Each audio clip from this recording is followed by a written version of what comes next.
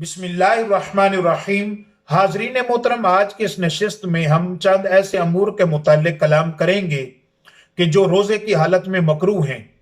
अगर इन अमूर पर अमल किया जाए तो इंसान रोज़े के असल सवाब और फ्यूज़ व बरक़ात से महरूम हो जाता है। ये अमूर कौन से हैं? समात फरमाएं। गोंद चबाना या कोई और चीज़ मुंह में डाले रखना, कोई चीज चखना, अलबत्ता जिस औरत का खामन सख्त हो और घर में लड़ाई झगड़े का अंदेशा हो, उसे इजाजत है कि जुबान की नोक से सालन का नमक चख सकती है और उसके बाद उसे थूक देना चाहिए।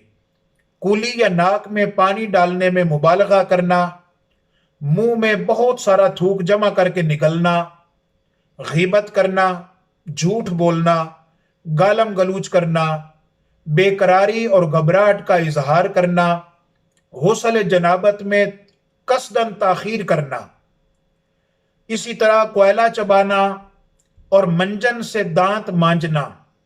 और इसी तरह उलमाए कराम ने टूथ पेस्ट के मुतालिक भी लिखा है कि इसका इस्तेमाल भी मकरूह है।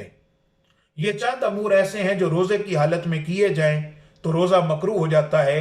अल्लाह ताला हमें इन अमाल से बचने की तौफीक अता फरमाए। वस्सलामु अलैकुम व रहमतुल्लाहि व बरकातुहू।